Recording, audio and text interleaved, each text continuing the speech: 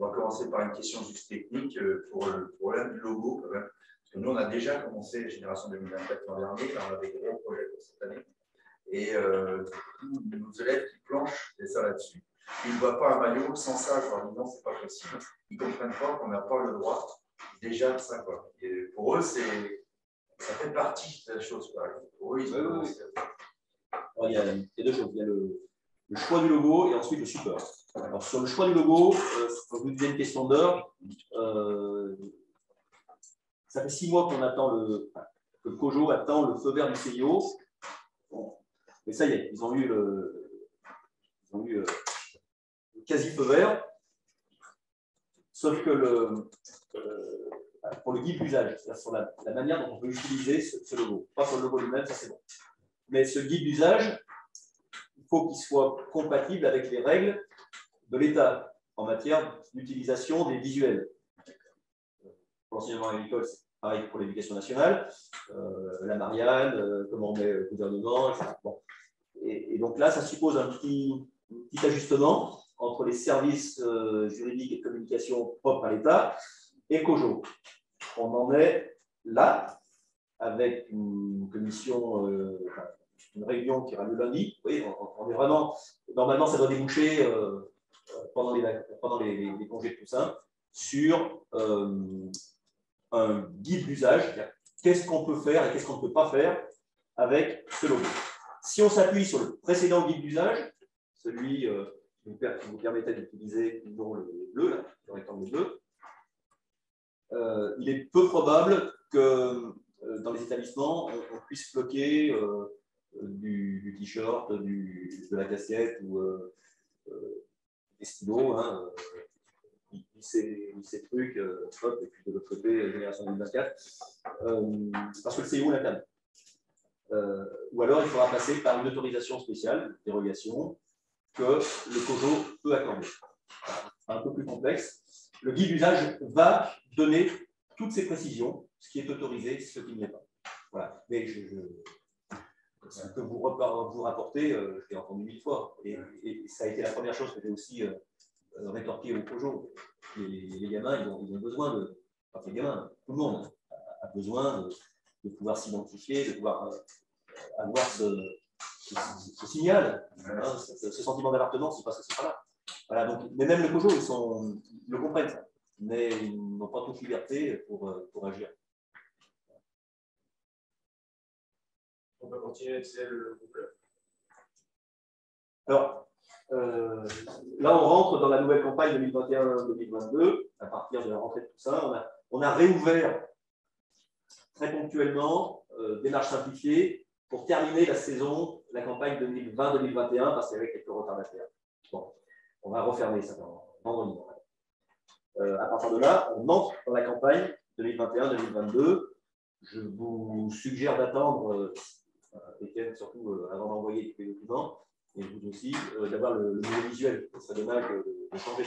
On a encore un peu de temps pour certains éléments du kit de communication. Le kit de communication, il est là. Hein. Il y a encore 2-3 ajustements à faire, mais vous voyez l'attestation du label. Il faut être certain qu'on puisse mettre le logo et la Marianne. Voilà. Pour l'instant, c'est fait avec une signature recteur. Mais pour l'enseignement agricole, il va falloir une double signature. Recteur, bref. Donc ça, il y a d'autres cas. Ce sont des éléments qui vont s'ajouter au kit de communication. Ça va peut-être prendre 15 jours de plus. Voilà. C'est tout le travail que la DELCOM va réaliser dans le mois qui vient. Donc attendez peut-être un peu avant d'envoyer les documents, qu'on ait au moins ce point qui soit réglé. Si vous avez les documents envoyés. Pour faire une petite remarque, j'en fais différents sport à la draft de Rennes. Et donc, j'assiste au COPIL. Donc, depuis 2019, on a plusieurs lycées agricoles qui attendent leur kit de communication. Et quand j'essaie de faire la promotion des établissements en disant bah, si vous allez avoir quelque chose, bah non, les petits copains n'ont rien eu. Alors, on devait l'avoir il y a un peu plus d'1 an. Donc, je sais que le COPIL est passé par là. Mais là, quand j'essaie de relancer auprès des établissements, bah, c'est niette. Il ne se passe rien, donc on ferme. Vous pouvez demander à Yann Coquet, c'est lui qui a la clé. Hein. Oui. Bon, je vais à Rennes dans 15 jours. Non, mais les premiers labellisés n'ont strictement pas rien. Ah oui, moi j'ai reçu. Il y a deux dans l'année de la labellisation, il y a le petit bracelet avec le petit jaune. Oui, ouais, voilà. C'est ça, c'est ça. Moi j'ai reçu 2 fois, parce que j'ai fait 2 fois là-dedans. J'en suis renouvellement. Donc j'ai fait de. Ah non, non, non. Je reprends un point avec le recteur Etis pour voir comment ça fonctionne sur Rennes prochainement. Parce que c'est vrai qu'on est vraiment pour réaliser les établissements. Mais ils veulent vraiment savoir ce qu'ils vont vraiment avoir avec les gars. Là, je vais vous donner quelques éléments de langage. Oui, je vais vous poser une autre question. Vous avez parlé tout à l'heure du coupon Génération 2024 pour les collectivités. Le coupon Génération 2024, c'est pour le premier degré et c'est pour les clubs. Oui, je vous explique. J'ai engagé en tant qu'adjoint au maire un éducateur sportif et c'est la collectivité pour qui le paye. Donc c'est un coût quand même important. Oui. Je voulais savoir un petit peu si vous aviez en 2-3 mots ce que c'était exactement. Alors, il y aura une communication dédiée par Paris 2024 sur ce sujet. On a une réunion avec le cabinet la semaine prochaine. C'est encore un peu prématuré pour vous répondre sur le menu détail. L'idée serait que là, le financement transite éventuellement par l'UCEP, un comité départemental UCEP, qui ensuite rétribuerait les clubs. Louer une convention avec une école ou avec un IEL. Et sous réserve que l'intervenant soit agréé.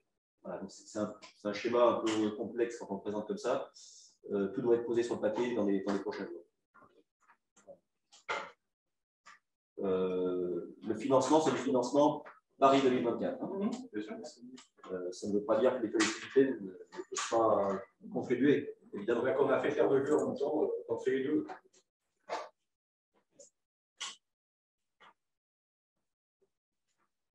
Votre point? Madame? Non. Vous avez levé la main, vous avez... Je vais apporter 2-3 petites précisions. On a évoqué tout à l'heure les sites académiques et les pages sur le site académique. J'imagine que tout le monde l'a vu, mais sur notre site collaboratif Wikisportea, donc je crois dans l'école, on a la page dédiée Génération 2024 qui est le premier onglet disposé. Et sur cet onglet, vous avez les liens vers pas mal de choses qu'on a évoquées, donc le lien vers la démarche scientifique labellisée. On a le lien vers la plateforme éducation de Paris 2024, toutes les ressources, les liens vers l'inscription à la SOP et tout ça. C'est tout ce lien-là. On a tous les appels à projets et on a les informations un petit peu plus globales. Et on a également une page sur le site institutionnel Eurofil qui reprend les éléments qu'on a sur le wiki. Quand les enseignants vous demandent des infos, si ça ne passe pas par moi, vous pouvez déjà donner cette information.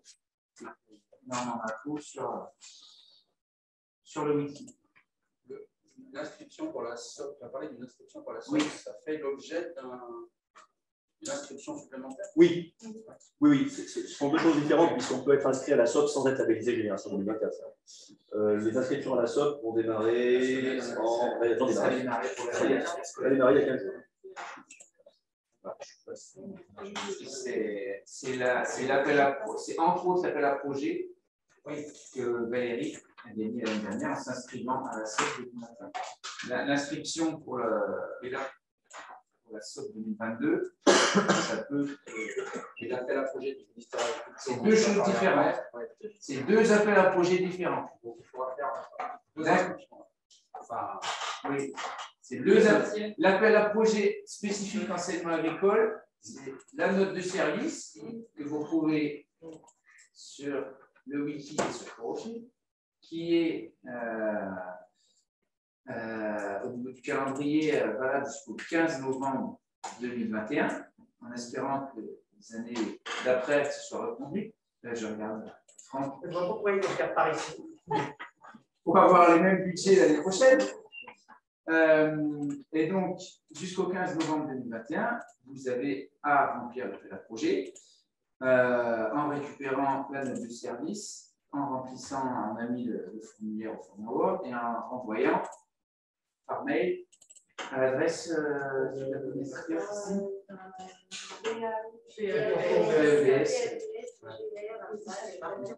Pour envoyer ce fichier-là, et en sachant que pour cet appel à projet, on a déjà évoqué, c'est un événement en lien avec les générations 2024. Et j'ai volontairement, et on a volontairement mis peu de contraintes sur la forme du projet. On vous incite quand même très fortement à le proposer sur les temps forts qu'on a évoqués.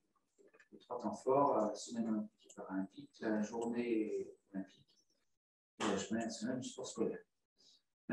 Et pour pouvoir candidater à cet appel à projet, je vous rappelle qu'il faut soit être labellisé, soit avoir fait une demande de labellisation. Et vous n'aurez pas encore les résultats, bien évidemment. Donc, si vous faites la demande maintenant, vous aurez les résultats dans les campagnes à venir. Qui vont arriver à partir de mars-avril, donc vous n'aurez pas les résultats avant le 15 novembre. Donc, vous nous transmettez la confirmation de comme quoi vous avez bien fait la demande. Et à côté de cet appel à projet enseignement à l'école, vous avez l'appel à projet en lien avec la SOP, qui peut vous permettre de gagner différentes choses. Valérie vous donnera l'exemple de ce qu'elle a eu l'année dernière. Et c'est en lien avec l'inscription à la SOP et qui nous permet d'avoir les chiffres qu'on a évoqués tout à l'heure sur le nombre de année après année, le nombre de projets et d'élèves concernés par cette action. Et ça permet aussi d'avoir des petits éléments de communication comme les bracelets, Martine. Oui, c'est ce que je disais. Il faut vraiment être inscrit à la chambre pour recevoir le kit bracelet et le collège et lycée. Donc c'est le fait de s'inscrire à la SOP qui permet d'avoir les éléments de communication. Et non pas le label. Ils n'ont pas le label. Ils sont labellisés, Martin. Oui, mais c'est la solidarité qui t'inscrit pas à la SOP. C'est un peu bizarre, mais bon. Oui, c'est logique normalement que ça se passe derrière, mais si tu ne fais pas, tu n'as pas de. Puisqu'il demande le nombre d'élèves, des collégiens, des lycéens, en fait. Donc, il y a une La labellisation Génération 2024, c'est sur 3 ans. C'est global. La SOP, c'est tu inscris l'action que tu vas faire pour cette semaine-là.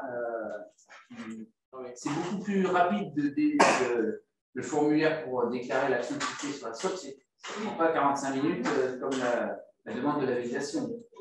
Ma question va aller un peu plus loin, c'est-à-dire si dans mon appel à projet ministère de l'Agriculture, je mets mon point fort sur la SOP, mais j'ai aussi intérêt à déclarer à la SOP que je fais ce projet.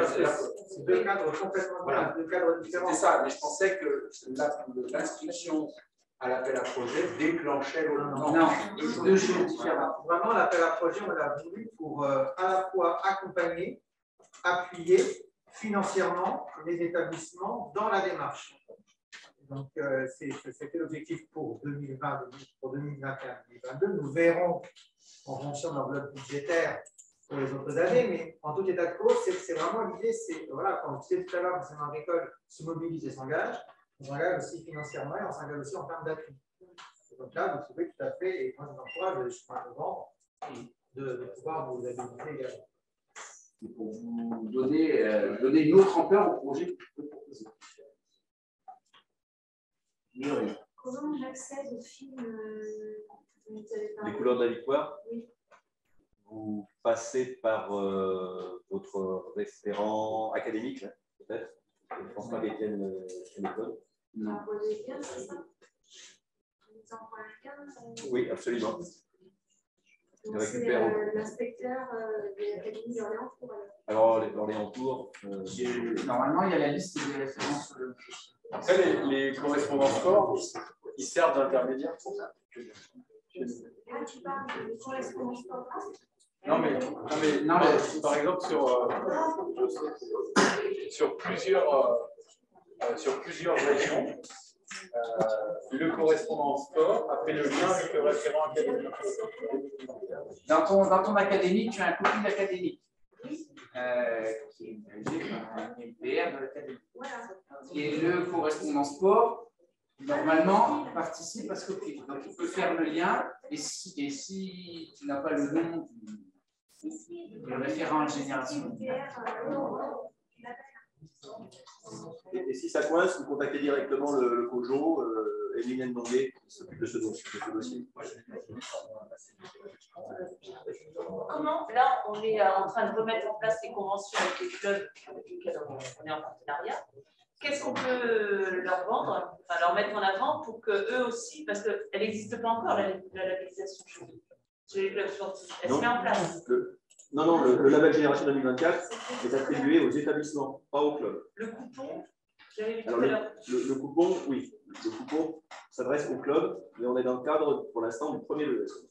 D'accord, ok. Sur le second degré, on ne peut pas conserver. Pas encore.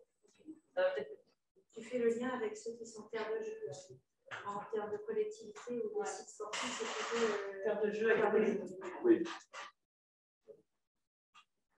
La partie, on va dire, notamment les conventions, on a diverses conventions à signer avec des partenaires.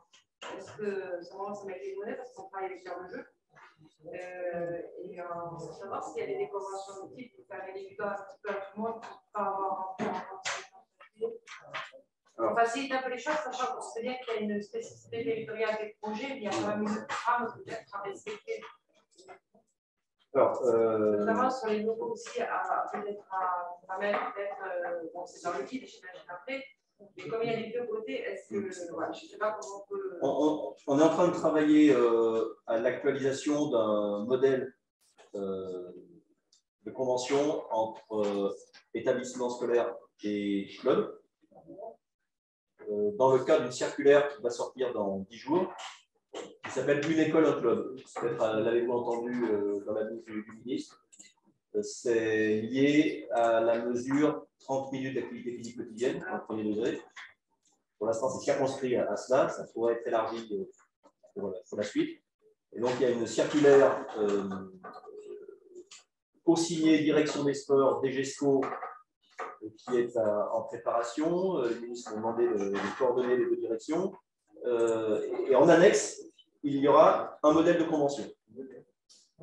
Voilà. Il faudra la récupérer. Julie, c'est une question de. On a validé la version finale juste avant de venir à 11h30 ce matin. Pour la partie texte et la convention, je l'aurai ce soir. On peut utiliser cette convention parce que là, en l'occurrence, je sais plus.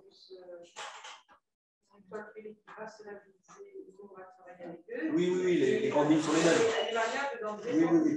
Oui. Collectivité, alors, s'il y a collectivité, on est sur du tripartite. Oui.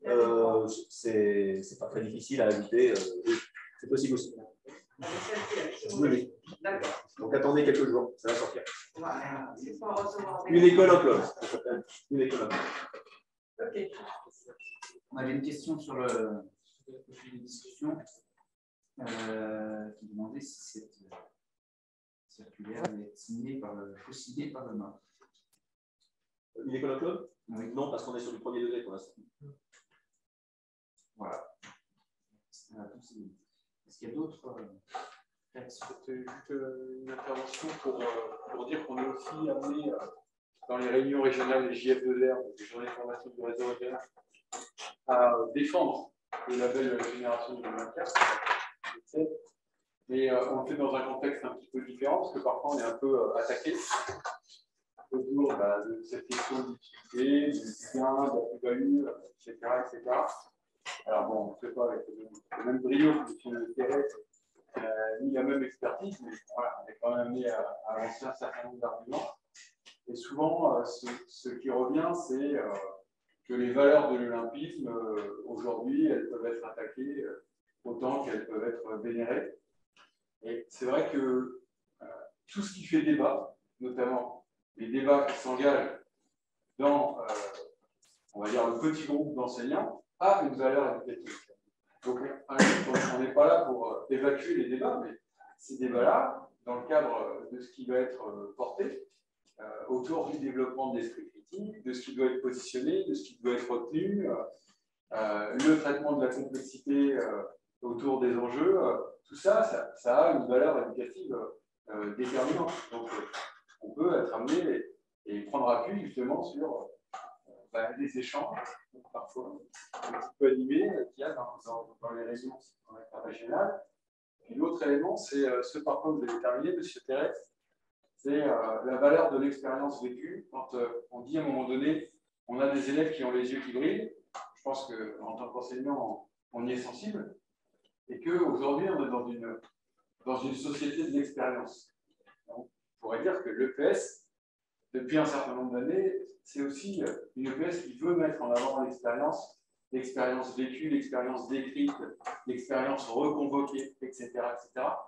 Et que les moments, là on a eu une illustration avec le petit film tout à l'heure, les élèves, dans les moments que les enseignants ont construits, ils ont vécu quelque chose de fort. Dans la relation avec l'athlète de haut niveau, ils ont aussi vécu quelque chose de fort. Et quand on interroge les élèves sur les souvenirs qu'ils peuvent avoir de leur passage à l'école, parfois il n'y a pas grand-chose.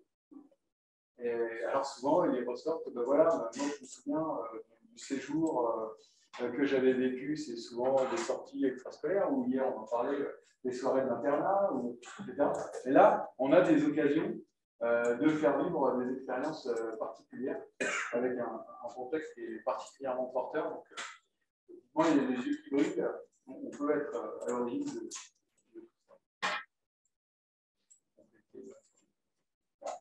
J'ai une question par rapport à cette labellisation et en particulier avec les internats d'excellence, puisqu'il y a la question, il y a eu également les résidences sport. Est-ce que vous avez senti un décollage ou aussi avec la labellisation via les internats d'excellence ou pas? Pas encore. Pas encore. C'est trop récent. J'ai échangé sur le sujet avec le recteur Fouard, qui est en charge du dossier. On n'a pas encore le recul. Je pense qu'on n'aura pas avant 2024. Mais c'est possible.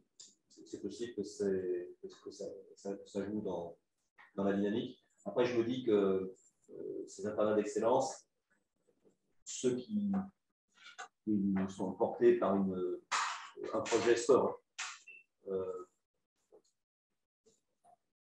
correspondent généralement à un ou des établissements qui ont déjà développé une politique pro-sportive et qu'on recrute. Ils font sans doute partie des déjà labellisés. Mais c'est encore un peu tôt pour pouvoir apprécier ça de façon plus fine. Sachez qu'on est également dans ce cadre-là, sur les internats, on a fait des expériences, on préférait un du 21e siècle. Je trouvais ça vraiment très intéressant parce qu'on porte aussi là des projets éducatifs très intéressants. Et c'est vrai que nos établissements, avec le 60% d'internes, sont complètement concernés. Et donc, c'est pareil, hein, vous pouvez tout à fait, il y a un cahier des charges, il y a aussi, entre guillemets, une autre labellisation sur l'internat du 21e siècle. Donc, n'hésitez pas non plus. Christine, c'est fini pour cette année? C'est fini, moi, c'est la semaine. Voilà, donc ça sera dans l'année prochaine. Alors après, je ne sais pas exactement, on n'a pas encore eu le temps avec Étienne, on a regardé pour trancher un peu ça, les dossiers qu'on a reçus. Mais il y en a un qui est effectivement sur les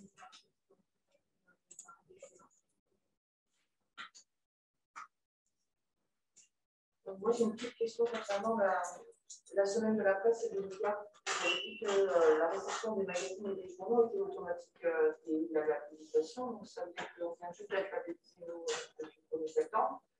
On peut la recevoir ou il faut qu'on passe là-devant? Alors, si on reproduit le même format que les 3 dernières émissions, vous le recevez. On a eu le premier copil de la semaine dernière. On n'est pas allé aussi loin dans le détail, donc je ne peux pas encore vous garantir que ça se passera de la même manière. Pourquoi je ne peux pas vous le garantir? Parce que la première année, ça concernait quelques centaines d'établissements. L'année 2, l'année 3, on a dépassé le millier. Et là, plus de 5000. comme je disais que c'est prioritaire, ça commence à devenir compliqué pour les non labellisés, finalement, de recevoir la presse auquel ils aspirent. Et je dis ça parce que dans les négociations entre le CLEMI et les grands organes de presse, les différents journaux, les différents groupes s'engagent à donner pour l'opération X tirages papier. Parfois, c'est un lien avec le magazine en numérique, mais c'est aussi du papier. Et si, je ne sais pas, je prends un exemple comme ça, Le Monde donne 300 journaux gratuits, il y a 280 établissements labellisés qui ont coché je veux lire Le Monde. C'est des articles très intéressants sur les Jeux Olympiques. Ça en laisse que 20 pour les non labellisés. Donc, on atteint un seuil qui, à mon avis, risque de remettre en question l'automaticité de l'envoi aux labellisés. Voilà, je vais attendre les prochains copies, je pense. En tout cas, oui, sur l'opération SPEM a été complétée, je ne sais plus si je vous l'ai dit, c'était peut-être écrit, par la mobilisation de journalistes de sport. Vous voulez pas, non? Oui, donc en plus de la mise à disposition de magazines et de liens permettant d'accéder à la presse numérique, le CLEMI a pris contact avec un réseau de journalistes de sport dans toutes les régions. Une vingtaine d'entre eux ont accepté de se rendre disponibles pendant la semaine de la presse et des médias pour interagir avec des élèves. Donc, soit ils se sont déplacés, école, collège, lycée, soit c'était par vidéo, mais il y a eu des interactions assez précieuses et chaque journaliste a pu faire plusieurs établissements, parce que ça s'étale sur même plus qu'une semaine, hein, c'est tout le mois de mars. Donc, on a eu plusieurs dizaines d'interactions entre des classes, des élèves et des journalistes de sport à propos de ce qu'est l'information sportive. Aussi une forme originale de travailler sur l'éducation aux médias et à l'information à propos du sport. Ça, je pense qu'on va le reconduire parce que c'était même limité, c'était extrêmement intéressant. J'avais eu beaucoup de demandes, donc j'ai essayé d'organiser les choses pour qu'il y ait un équilibre entre les différentes académies et qu'il n'y ait pas une académie avec 50 créneaux des journalistes et puis une autre qui en est que 3 ou 4. Ce qui peut être aussi intéressant, c'est aussi les résidences de journalistes dans nos établissements. Et là, il y a des coopérations avec les conseils régionaux, généralement les établissements, et puis les DRAC. Et je pense qu'il faut aussi que vous fassiez en équipe. C'est-à-dire qu'on a, dans l'enseignement à l'école, nous avons des enseignants d'éducation socioculturelle qui ont, dans le cadre de leur programme, aussi donc, la question des médias, tout ce qui est fake news, médias, et voilà, tout ce qui est street critique, etc. Et donc, ça peut être un duo, entre guillemets, intéressant sur à la fois le côté des médias, mais aussi sur le côté, effectivement, job et sur le côté sportif. Je pense que ça peut être quelque chose d'intéressant. Et également, évidemment, les professeurs de documentalistes. Oui, les professeurs documentalistes, parce que vraiment, nous, ça fait vraiment cohérence par rapport à la fois les profs de lycée, les profs de doc et les profs de PS autour des Jeux Olympiques. Et je pense qu'en particulier sur la SOP, ça peut être également aussi intéressant de pouvoir aussi mener ce type d'action. Ça aussi, vous pouvez aussi peut-être le proposer aux établissements et du coup, les inciter de ce fait à le labelliser. Je vous rappelle, 50 heures, ce n'est pas possible. Il faut qu'on monte. Il faut qu'on monte. Marie-Hélène, il faut qu'on monte, pour Philippe. Il n'y a pas le choix. Il faut qu'on ait au moins 200 sur les 800. On a déjà 150 sections sportives, donc on a un potentiel. Dans les missions, il y a les MFR ou... Il y a les établissements privés sous contrat, donc avec les 3 familles, CNEAC, UNREF et financement familial, et puis voilà. On fera un focus tout de suite après la pause, précisément tout labellisé. Je refais un point avec les fédérations, parce que là on a des collègues des fédérations privées, et je ferai un point avec les fédérations au niveau national sur la labellisation. Sur les projets, ces appels à projets, dans toute mes journées, normalement, j'ai des appels de niveau. Donc, j'ai eu de la chance, j'ai des copains qui étaient au JO à Tokyo en parlant. Donc, avec eux, il n'y a pas trop de soucis, le transport, etc. Par contre, j'en ai contacté d'autres. Et là, le gars, il dit bah non, maintenant j'ai des managers depuis Tokyo. Et il nous demande 2500 € pour se déplacer par exemple. Donc, on arrive devant un écueil parce que les élèves sont super contents. Ils commencent à prendre contact avec l'athlète. Et ça tombe mal parce que 8 jours avant, tu as son manager qui rentre dans la course. Il dit ah ben non, Madame Kaïta, elle viendra. C'est pour la SOP ou c'est pour une autre occasion? Non, là c'était parce que nous, on a bossé sur un projet qui se découle en 3 temps sur l'école. Et à chaque fois, on a fait une course rose. Donc elle devait être Nathalie Kaïta qui a fait le 400 mètres de Chio en paralympique. Parce qu'on a bossé beaucoup sur le paralympique cette année. Et du coup, ça elle n'est pas venue parce que le manager demandait que 1500 €, mais je n'ai pas les moyens. Alors, bon, là, il faut prendre quelqu'un d'autre. Ouais. On est à 8 jours jusqu'au bout, c'était bon. Oui, oui. Je rentre que c'est. Alors, sur la SOP, si ça se passe pendant la SOP, Paris 2024 a négocié, ils ont une commission des athlètes, a négocié pour que un vivier de plusieurs centaines d'athlètes olympiens, paralympiens se mobilisent, se mettent à disposition pendant cette semaine olympique et paralympique à disposition des établissements scolaires. C'est une raison supplémentaire pour s'inscrire, parce que si on n'est pas inscrit, on ne peut pas y aller. Et là, c'est gratuit. Même les managers ont soulevé la liste. C'est Paris 2024 qui gère. Ah ouais, d'accord. Là, oui, parce que. C'est en lien avec l'inscription à la SOP. Que vous trouvez sur la plateforme d'éducation de Paris 2024 avec le lien sur l'outil. Après, bon, tous les athlètes ne sont pas. Enfin, moi, je suis adjoint aussi dans ma commune. J'ai fait venir les Olympiens de Tokyo. Rien coûté, hein. Donc, la question aussi, c'est pas tellement qu'ils ne veulent pas venir, il faut payer, c'est aussi que la SOP après, il y a vraiment les compétitions. Ah oui. Nous demandons par exemple à Gareth qui est notre dame chez nous à Continent et chez nous. Et il faut pas nous venir avec son manager, etc. Sauf que là, il fait un peu de compétition, ce ne sera pas possible pour lui. Alors, on a trouvé la solution, il va s'enregistrer préalablement et on diffusera des solutions comme ça. On est en année olympique, on est nouveau en année olympique en 2022, mais ce sont des sports d'hiver. Bon, oui, si vous voulez avoir des jours de rugby en 2023, c'est compliqué aussi. Ça dépend, on ne peut pas coller aux événements que vous avez proposés. Ces dates. Pardon? On ne peut pas des fois coller aux oui. trois événements. Oui. En tout cas, pour la SOP, le vivier existe et l'interlocuteur, c'est Paris 2024. Donc, quand vous êtes inscrit, les établissements peuvent demander à ce qu'on leur envoie, on les mette en contact avec un athlète de telle discipline, olympien, paralympien.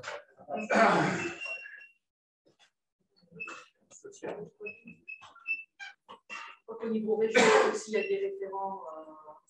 Dans les crosses, oui, via les crosses, on arrive à. On peut le faire aussi différemment. Moi, j'avais David Smetani qui était venu dans les sélections avec le projet découverte région. Je ne sais pas si c'est région. Mais c'était en endroit. Oui, désolé. Non, mais voilà, il s'était déplacé.